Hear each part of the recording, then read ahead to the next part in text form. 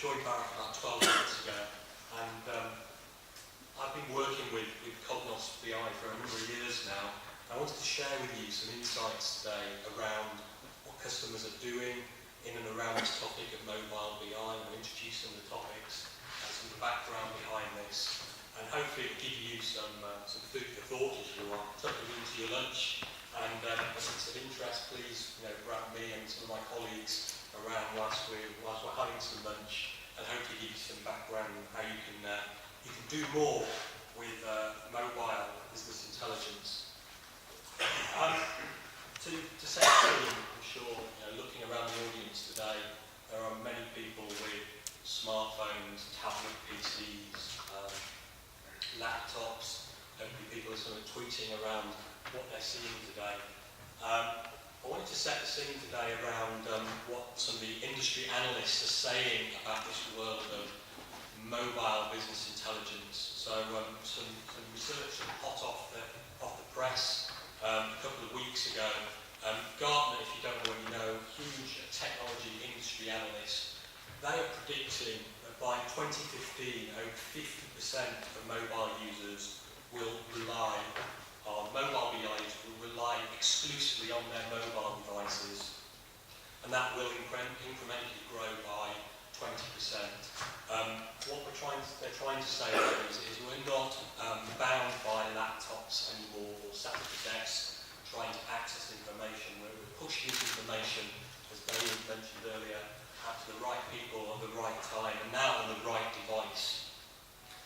Another point that they've called out in their recent research is around this mobile business intelligence is replacing the traditional tools that people are using, things like spreadsheets and presentations that we're going through today, and email as a source for business insight. Again, fascinating to hear what our customers are talking about in terms of operational planning at Edrington. Again, if you think about the people, whether it be case workers or whether it be operational planners, these guys historically have been reliant on spreadsheets and emails and the backing and forth of the collaboration around various pieces of information.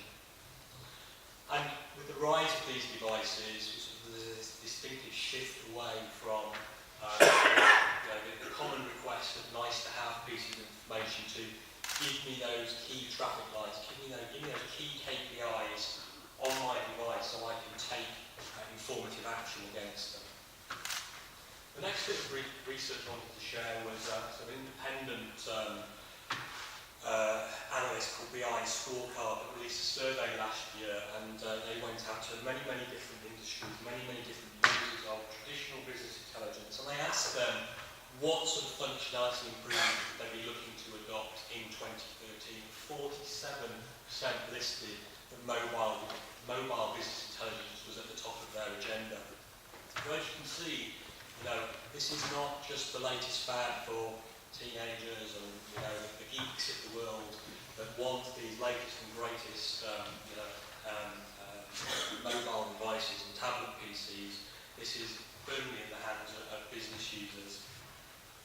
Finally, on the analysis side, Forrester Research, again, a very well-known technological analyst firm, again, they have recently quoted 25% of enterprises are already using mobile BI apps in some way or form. So again, it may be just a simple access to reports, it may be access to key operational dashboards. These are already firmly in the hands of our mobile users out there. And if they're not already using it, 37% are planning to implement some sort of mobile business intelligence in the short term. So this is not just me talking about some latest gadgets and some latest apps. This is firmly backed up with some analysis. So mobility now has gone beyond this nice to have information. Workers, remote users can't wait to come back to base, log on to their email to access this information anymore. They want to be able to access it on the road. They want to be able to access it on the shop floor, in a warehouse if I'm planning my tank loads for my operational planning. If I'm a caseworker working on a particular case around a vulnerable child. This is all happening on the streets, in the airport lounges, in the coffee shops, even in the Krispy Kreme donut shop down the road that I couldn't get into yesterday because of queues of traffic. So it's not just in the office or the boardroom anymore, that's what I am trying to say. So some of the shifts that we are seeing, the business is seeing, certainly the IT infrastructure that's driving that. You know, the business users are calling out, I need access to my key pieces of information at the right time on my device. Whatever that device may be, you might put the terminology, bring your own device. You know, the iPhones, the Android phones, the Blackberries that people are tweeting about, hopefully, it's going to get off, I want my lunch. I need the information to be secure. So you hear about these stories about laptops and devices being left on taxis and on trains, and you need that information to be secure. So what happens if that device gets stolen? Is there a quick way to wipe that information so it doesn't fall into the wrong hands? And the need to access information when you're connected or disconnected. You know, if you're jumping on a plane or on a train, you want to take a copy of that information. You maybe want to analyse that whilst you're sat on a long flight or a long train without that Wi-Fi connectivity. Another challenge that we're certainly seeing is this sort of clash of these devices. So, you know, it's the need for that consistent, dare I say it, single version of the truth. You don't want to be disputing the numbers. You know, regardless of what the device is, you want to be able to all access the same information and collaborate around that set of numbers or around that piece of information. And certainly, there may be a few sort of technical cognos people in the room today, I do hope. They don't want to have the hassle around reauthoring a lot of this content for, you know, John round the corner who wants it on this particular tiny little screen, and Nick who wants it on his great big tablet device. You want to be able to write the report once and deliver it out into lots of different devices and lots of different modes. And then finally, the management team are knocking on the door, demanding more information, more sort of analytical capability within their information. So again, they may be sat in an airport lounge or sat in the boardroom collaborating around a set of numbers. They need to have a quick, at-a-glance view of what is going on within the organisation, but more importantly, be able to drill down into the detail and understand where those problem areas are. Must be alerted when things go wrong to their devices so they can take appropriate action. And then finally, the road warriors on the road, it's being able to access those reports. They get sat in a car park going in to see that particular customer. They want to be accessed the latest up-to-date information around that particular client. So as you might appreciate, some of these challenges from a how do you deliver this information out to your business users, we tend to start to think about how we design for these sort of mobile users slightly different, rather than the traditional world of business intelligence, where we have to go off and build these 100-page reports with lots of nice gauges and pie charts. So it's about giving those end users a very highly interactive visual feel to their information. I use the analogy of sort of, again, if you look on the tablet, everything is very graphically rich. It's all about how you interact and you immerse yourself in that data and again, drill down into the level of detail. So it needs to be easy to use. It needs to understand where you are, so apply some context to your information. So again, if I'm sat in an airport lounge, or I'm sat in a car park about to walk in to see a particular customer, I may want to pick up the GPS coordinates of that and throw up a Google map and say, you've got here these, you're going in to see this particular customer, but we have a number of different customers in your area that you might want to drop in and see. So again, being able to be location aware around this information and provide context around that information is really important. And then finally, around security, the ability to take the information away, but more importantly, if that device was to get lost, how can you quickly wipe it, so preventing it falling into the wrong hands. So, moving into the more of the product aspect of this,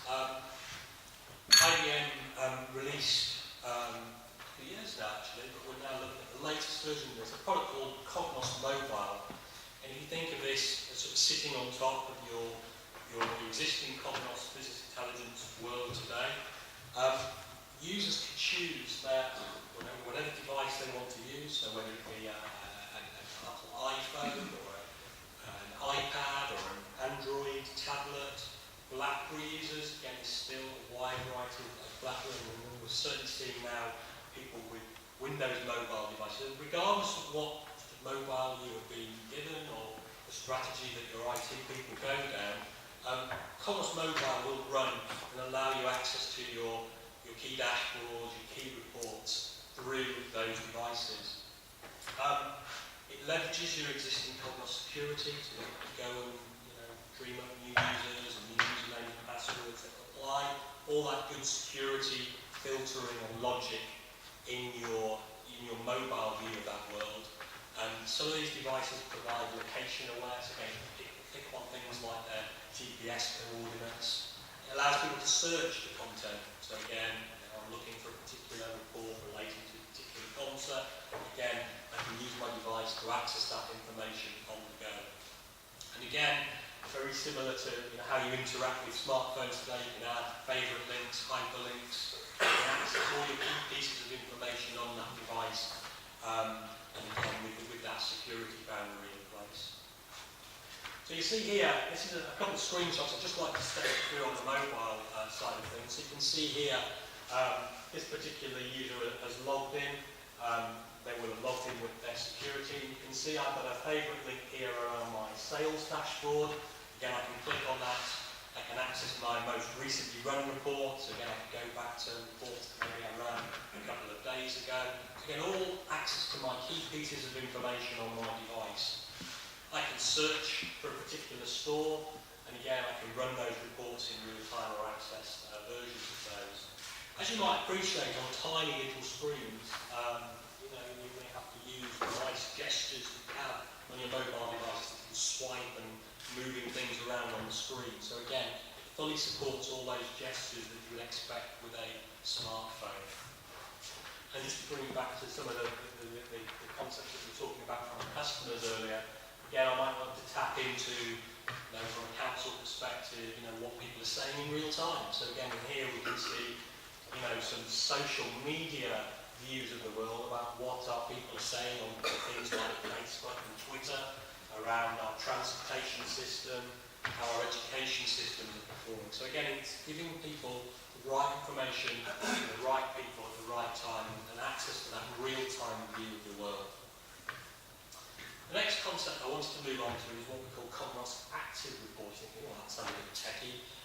This is an ability, again, it's a feature that came into a previous version of Cognos. May or may not be aware of this, but again, this allows you to deliver disconnected views or offline views of data to things like tablet PCs, iPads and the like. So again, gives users a sort of disconnected view, but more importantly, gives the ability to analyse information in more detail. So it's not just about producing a nice report anymore, to be able to ask questions against that data and get real-time responses back.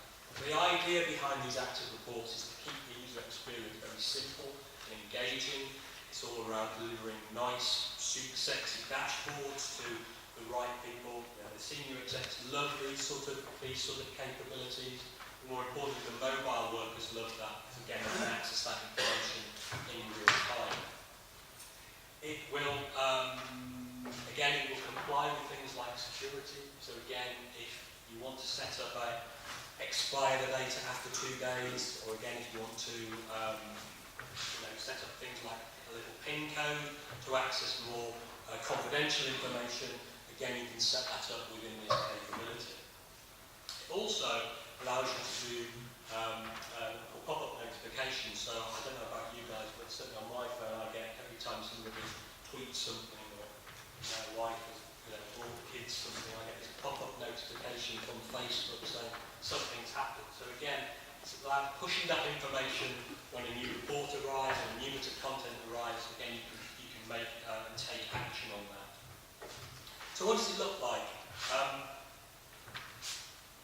This is some screenshots of the Cognos mobile application running on the iPad. And again, if you want to download this, again, if you go onto the Apple App Store and do a search for Cognos mobile, it's a free to download application. It comes with lots of good working examples, so you can have a good play with it. But the concept is again, it's the app generation. I can click on my Cognos mobile app, and here on my start screen, I can see up here, I've got my welcome screen with my favourite links. I've got the reports that are currently out and analysing and exploring on my iPad.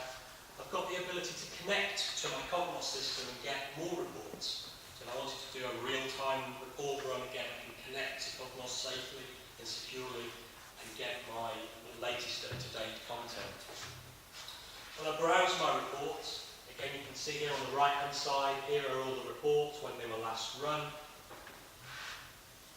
And if I dive into a report, again it will take me into the details. So now I can start to explore, this is a telecommunications example here, but you can see here how my telecommunications business is performing, broken down by region.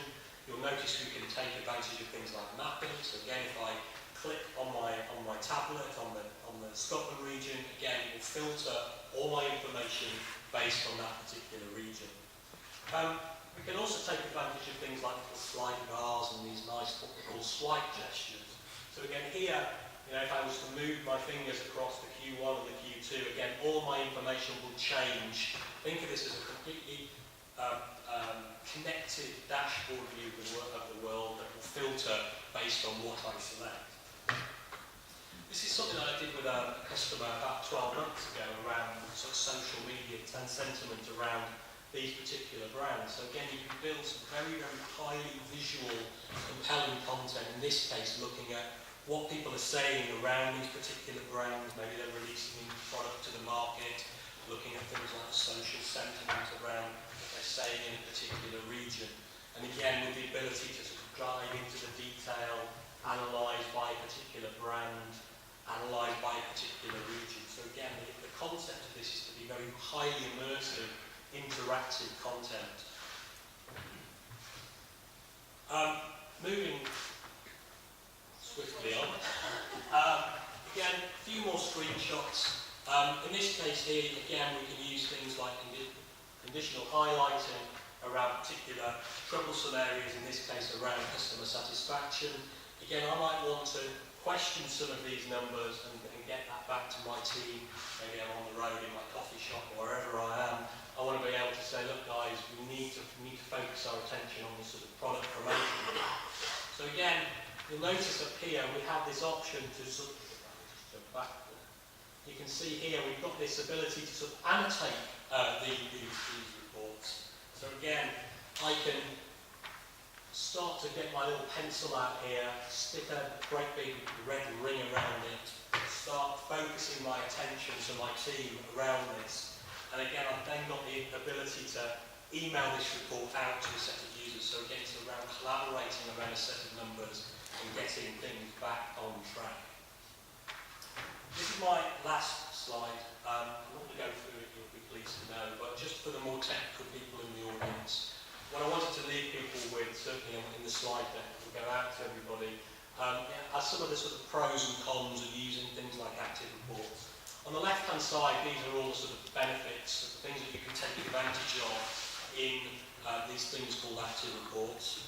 On the right-hand side, for the more technical people in the audience, these are some of the things that you may want to take, just be mindful of when you are starting a new project around active reports. So don't think about it in terms of producing another report that you're normally used to. Just think about things slightly differently.